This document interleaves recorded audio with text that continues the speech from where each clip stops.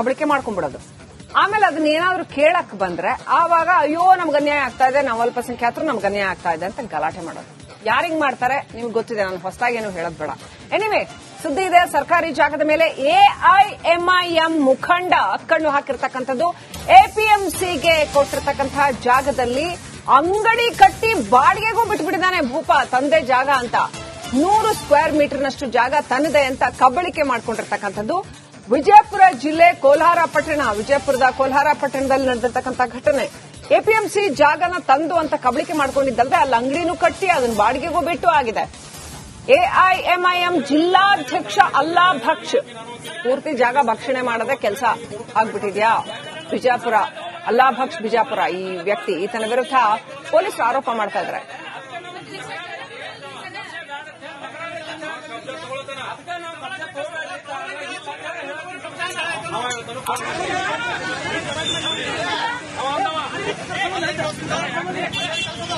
ನೋಡಿ, 25 ವರ್ಷಗಳಿಂದ ಸ್ವಂತ ಆಸ್ತಿ ಅನ್ನೋ ಹಂಗೆ ಸರ್ಕಾರಿ ಜಾಗನ ಈತ ಕಬಳಿಕೆ ಮಾಡಿದ್ದಾನೆ.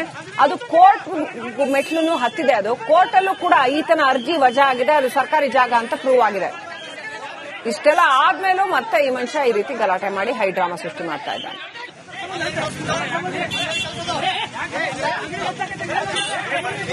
ಮುಖಂಡ ಯಾವ ರೀತಿ ಜಾಗ ಕಬಳಿಕೆ ಮಾಡ್ತಾ ಇದ್ದ ಅಂತ ಶ್ರೀಪಾದ್ ಪಾಟೀಲ್ ಏನೋ ಹೇಳ್ತಾ ಇದ್ರು ಬ್ರೇಕಲ್ಲಿ. ಇಲ್ಲ, ಏನಂತಂದ್ರೆ ವಕ್ಫ್ ಆಸ್ತಿ ಹೆಚ್ಚು ಕಬಳಿಕೆ ಆಗಿರೋದು ವಿಜಯಪುರ ಜಿಲ್ಲೆಯಲ್ಲಿ. ಎಕ್ಸಾಕ್ಟ್ಲಿ 15,000 ಎಕರೆ. ಈಗ ನನ್ನ ಪ್ರಶ್ನೆ ಇರೋದು, 20 ವರ್ಷದಿಂದ ಇವನು ಎಪಿಎಂಸಿ ಜಾಗದಲ್ಲಿ ತನ್ನದೇ ಸ್ವಂತ ಜಾಗ ಅಂತ ಹೇಳಿ ಇವನು ಅಲ್ಲಿ ಒಂದು ಬಿಲ್ಡಿಂಗ್ ಅನ್ನ ಕಟ್ಟಿಸ್ಕೊಂಡಿದ್ದಾನಂತೆ, ಬೇಕರಿ ಮತ್ತೊಂದು ಮಗದೊಂದು ಮಾಡ್ಕೊಂಡಿದ್ದಾನಂತೆ. ಈಗ ಅಧಿಕಾರಿಗಳ ಸಮೇತ ಬಂದು ಆ ಜಾಗನ ಖಾಲಿ ಮಾಡಿಸ್ತಾ ಇದ್ದಾರೆ ಇವರು. 25 ವರ್ಷದಿಂದ ಈತ ಎಪಿಎಂಸಿ ಜಾಗದಲ್ಲಿ ಈ ತರ ಕಟ್ಟಡ ಕಟ್ಟಿಸ್ಕೊಂಡಿದ್ನಲ್ಲ, ನೀವೇನ್ ಕತ್ತೆ ಕಾಯ್ತಾ ಇದ್ರಾ, ನಿದ್ದೆ ಮಾಡ್ತಾ ಇದ್ರಾ? ಯಾರಪ್ಪನ ಜಾಗ ರೀ ಅದು? ಈ ಅಲ್ಲಾವಕ್ಷನ್ ಜಾಗನ ಅದು? ಇನ್ನು ಎಷ್ಟು ಕೇಸ್ ಇದಾವ ಗೊತ್ತಿಲ್ಲ. ಈ ರೀತಿ ಒಂದು ಆಯ್ತು, ಕೋರ್ಟ್ ಅಲ್ಲಿ ಇತ್ತು, ಸಾಕಷ್ಟು ವರ್ಷ ಅದು ಕೋರ್ಟ್ ಅಲ್ಲಿ ಇತ್ತು, ಹಂಗಾಗಿ ಕ್ರಮ ತಗೊಳಕ್ಕಾಗಿಲ್ಲ. ಓಕೆ, ಆದ್ರೆ ನೀವು ಹೇಳಿದಂಗೆ 25 ವರ್ಷ ಅಂತೂ ಕೋರ್ಟ್ ಅಲ್ಲಿ ಇರಲಿಲ್ಲ. ಅದು ಅಲ್ಲ, 25 ವರ್ಷದ ಕೋರ್ಟ್ದಲ್ಲಿ ಇರಲಿಲ್ಲ. 25 ವರ್ಷದಿಂದ ಇವನು ಎಪಿಎಂಸಿ ಜಾಗದಲ್ಲಿ ಬಿಲ್ಡಿಂಗ್ ಮಾಡ್ಕೊಂಡಿದ್ದಾನೆ. ವರ್ಷ ಕೋರ್ಟ್ ಅಲ್ಲಿ ಇವನು ಕೋರ್ಟ್ಗೆ ಹೋದಾಗ ಇವ ಅಲ್ಲಾವಕ್ಷ ಕೋರ್ಟ್ಗೆ ಹೋಗ್ತಾನೆ. ಕೋರ್ಟ್ಗೆ ಯಾವಾಗ ಹೋದ ಅಂತಂದ್ರೆ 2016ರಲ್ಲಿ ಕೋರ್ಟ್ಗೆ ಹೋದಾಗ ಇದು ತನ್ನದೇ ಆಸ್ತಿ ಅಂತ ಕ್ಲೇಮ್ ಮಾಡ್ಕೊಳ್ತಾನೆ. ಆದ್ರೆ ಕೋರ್ಟ್ ಅದನ್ನ ಅರ್ಜಿ ವಜಾ ಮಾಡುತ್ತೆ. ಎಪಿಎಂಸಿದು ಅಂತ ರೆಕಾರ್ಡ್ಸ್ ಇದೆ ರೀ. ಅಧಿಕಾರಿಗಳು ಏನ್ ಮಾಡ್ತಾ ಇದ್ರಿ? ನಿದ್ದೆ ಮಾಡ್ತಾ ಇದ್ರಾ? ಕತ್ತೆ ಕಾಯ್ತಾ ಇದ್ರಾ?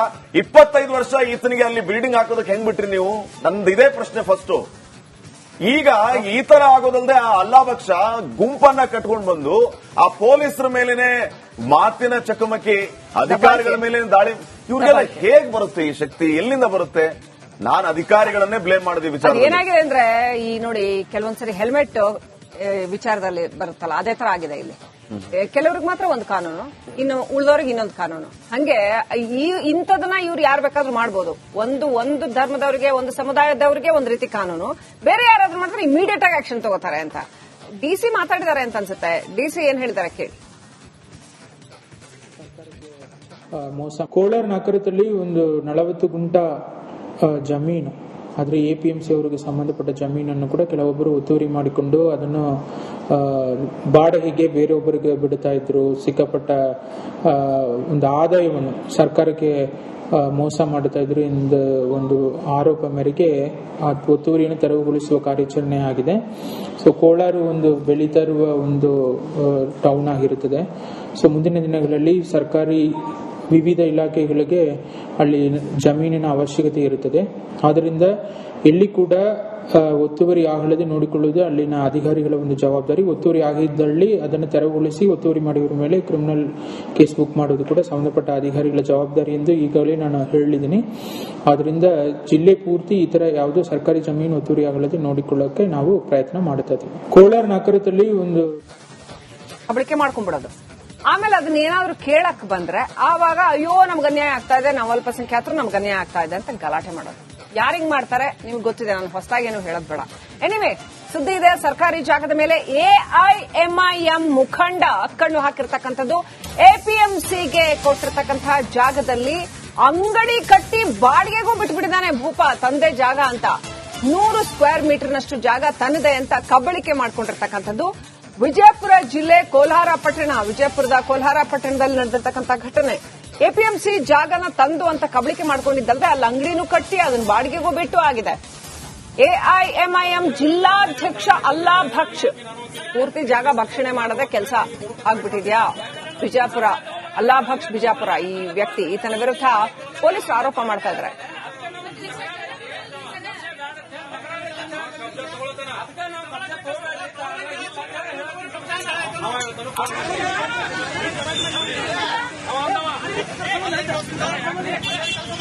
ನೋಡಿ, 25 ವರ್ಷಗಳಿಂದ ಸ್ವಂತ ಆಸ್ತಿ ಅನ್ನೋ ಹಂಗೆ ಸರ್ಕಾರಿ ಜಾಗನ ಈತ ಕಬಳಿಕೆ ಮಾಡಿದಾನೆ. ಅದು ಕೋರ್ಟ್ ಮೆಟ್ಲನ್ನು ಹತ್ತಿದೆ. ಅದು ಕೋರ್ಟ್ ಅಲ್ಲೂ ಕೂಡ ಈತನ ಅರ್ಜಿ ವಜಾ ಆಗಿದೆ. ಅದು ಸರ್ಕಾರಿ ಜಾಗ ಅಂತ ಪ್ರೂವ್ ಆಗಿದೆ. ಇಷ್ಟೆಲ್ಲ ಆದ್ಮೇಲೂ ಮತ್ತೆ ಈ ಮನುಷ್ಯ ಈ ರೀತಿ ಗಲಾಟೆ ಮಾಡಿ ಹೈಡ್ರಾಮಾ ಸೃಷ್ಟಿ ಮಾಡ್ತಾ ಇದ್ದಾನೆ.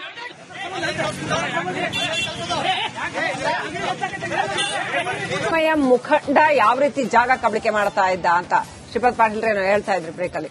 ಇಲ್ಲ, ಏನಂತಂದ್ರೆ ವಕ್ಫ್ ಆಸ್ತಿ ಹೆಚ್ಚು ಕಬಳಿಕೆ ಆಗಿರೋದು ವಿಜಯಪುರ ಜಿಲ್ಲೆಯಲ್ಲಿ. ಎಕ್ಸಾಕ್ಟ್ಲಿ 15,000 ಎಕರೆ. ಈಗ ನನ್ನ ಪ್ರಶ್ನೆ ಇರೋದು, 20 ವರ್ಷದಿಂದ ಇವನು ಎಪಿಎಂಸಿ ಜಾಗದಲ್ಲಿ ತನ್ನದೇ ಸ್ವಂತ ಜಾಗ ಅಂತ ಹೇಳಿ ಇವನು ಅಲ್ಲಿ ಒಂದು ಬಿಲ್ಡಿಂಗ್ ಅನ್ನ ಕಟ್ಟಿಸ್ಕೊಂಡಿದ್ದಾನಂತೆ, ಬೇಕರಿ ಮತ್ತೊಂದು ಮಗದೊಂದು ಮಾಡ್ಕೊಂಡಿದ್ದಾನಂತೆ. ಈಗ ಅಧಿಕಾರಿಗಳ ಸಮೇತ ಬಂದು ಆ ಜಾಗನ ಖಾಲಿ ಮಾಡಿಸ್ತಾ ಇದ್ದಾರೆ ಇವರು. 25 ವರ್ಷದಿಂದ ಈತ ಎಪಿಎಂಸಿ ಜಾಗದಲ್ಲಿ ಈ ತರ ಕಟ್ಟಡ ಕಟ್ಟಿಸ್ಕೊಂಡಿದ್ನಲ್ಲ, ನೀವೇನ್ ಕತ್ತೆ ಕಾಯ್ತಾ ಇದ್ರಾ, ನಿದ್ದೆ ಮಾಡ್ತಾ ಇದ್ರಾ? ಯಾರಪ್ಪನ ಜಾಗ ರೀ ಅದು? ಈ ಅಲ್ಲಾವಕ್ಷನ ಜಾಗನ ಅದು? ಇನ್ನು ಎಷ್ಟು ಕೇಸ್ ಇದಾವೋ ಗೊತ್ತಿಲ್ಲ. ಈ ರೀತಿ ಒಂದು ಆಯ್ತು, ಕೋರ್ಟ್ ಅಲ್ಲಿ ಇತ್ತು, ಸಾಕಷ್ಟು ವರ್ಷ ಅದು ಕೋರ್ಟ್ ಅಲ್ಲಿ ಇತ್ತು, ಹಂಗಾಗಿ ಕ್ರಮ ತಗೊಳಕ್ಕಾಗಲಿಲ್ಲ. ಓಕೆ, ಆದ್ರೆ ನೀವು ಹೇಳಿದಂಗೆ 25 ವರ್ಷ ಅಂತೂ ಕೋರ್ಟ್ ಅಲ್ಲಿ ಇರಲಿಲ್ಲ. ಅದು ಅಲ್ಲ, 25 ವರ್ಷದ ಕೋರ್ಟ್ದಲ್ಲಿ ಇರಲಿಲ್ಲ. 25 ವರ್ಷದಿಂದ ಇವನು ಎಪಿಎಂಸಿ ಜಾಗದಲ್ಲಿ ಬಿಲ್ಡಿಂಗ್ ಮಾಡ್ಕೊಂಡಿದ್ದಾನೆ. ಸಾಕಷ್ಟು ವರ್ಷ ಕೋರ್ಟ್ ಅಲ್ಲಿ ನಡೆದಿದೆ. ಇವನು ಕೋರ್ಟ್ಗೆ ಹೋದಾಗ ಇವ ಅಲ್ಲಾವಕ್ಷ ಕೋರ್ಟ್ಗೆ ಹೋಗ್ತಾನೆ. ಕೋರ್ಟ್ಗೆ ಯಾವಾಗ ಹೋದ ಅಂತಂದ್ರೆ 2016ರಲ್ಲಿ ಕೋರ್ಟ್ಗೆ ಹೋದಾಗ ಇದು ತನ್ನದೇ ಆಸ್ತಿ ಅಂತ ಕ್ಲೇಮ್ ಮಾಡ್ಕೊಳ್ತಾನೆ. ಆದ್ರೆ ಕೋರ್ಟ್ ಅದನ್ನ ಅರ್ಜಿ ವಜಾ ಮಾಡುತ್ತೆ. ಎಪಿಎಂಸಿ ಅಂತ ರೆಕಾರ್ಡ್ಸ್ ಇದೆ ರೀ. ಅಧಿಕಾರಿಗಳು ಏನ್ ಮಾಡ್ತಾ ಇದ್ರಿ? ನಿದ್ದೆ ಮಾಡ್ತಾ ಇದ್ರಾ? ಕತ್ತೆ ಕಾಯ್ತಾ ಇದ್ರಾ? 25 ವರ್ಷ ಈತನಿಗೆ ಅಲ್ಲಿ ಬಿಲ್ಡಿಂಗ್ ಹಾಕೋದಕ್ಕೆ ಹೆಂಗ್ ಬಿಟ್ರಿ ನೀವು? ನಂದು ಇದೇ ಪ್ರಶ್ನೆ ಫಸ್ಟ್. ಈಗ ಈ ತರ ಆಗೋದಲ್ಲದೆ ಆ ಅಲ್ಲಾಬಕ್ಷ ಗುಂಪನ್ನ ಕಟ್ಕೊಂಡು ಬಂದು ಆ ಪೊಲೀಸರ ಮೇಲೇನೆ ಮಾತಿನ ಚಕಮಕಿ, ಅಧಿಕಾರಿಗಳ ಮೇಲೆ ದಾಳಿ, ಇವ್ರಿಗೆಲ್ಲ ಹೇಗ್ ಬರುತ್ತೆ ಈ ಶಕ್ತಿ? ಎಲ್ಲಿಂದ ಬರುತ್ತೆ? ನಾನು ಅಧಿಕಾರಿಗಳನ್ನೇ ಬ್ಲೇಮ್ ಮಾಡಿದ ವಿಚಾರ ಏನಾಗಿದೆ ಅಂದ್ರೆ, ಈ ನೋಡಿ ಕೆಲವೊಂದ್ಸರಿ ಹೆಲ್ಮೆಟ್ ವಿಚಾರದಲ್ಲಿ ಬರುತ್ತಲ್ಲ, ಅದೇ ತರ ಆಗಿದೆ ಇಲ್ಲಿ. ಕೆಲವ್ರಿಗೆ ಮಾತ್ರ ಒಂದು ಕಾನೂನು, ಇನ್ನು ಉಳಿದವ್ರಿಗೆ ಇನ್ನೊಂದು ಕಾನೂನು. ಹಂಗೆ ಇಂಥದನ್ನ ಇವ್ರು ಯಾರು ಬೇಕಾದ್ರೂ ಮಾಡ್ಬೋದು. ಒಂದು ಧರ್ಮದವರಿಗೆ, ಒಂದು ಸಮುದಾಯದವರಿಗೆ ಒಂದು ರೀತಿ ಕಾನೂನು, ಬೇರೆ ಯಾರಾದ್ರೂ ಮಾಡಿದ್ರೆ ಇಮಿಡಿಯೇಟ್ ಆಗಿ ಆಕ್ಷನ್ ತಗೋತಾರೆ ಅಂತ ಡಿಸಿ ಮಾತಾಡಿದ್ದಾರೆ ಅಂತ ಅನ್ಸುತ್ತೆ. ಡಿಸಿ ಏನ್ ಹೇಳಿದ್ದಾರೆ ಕೇಳಿ.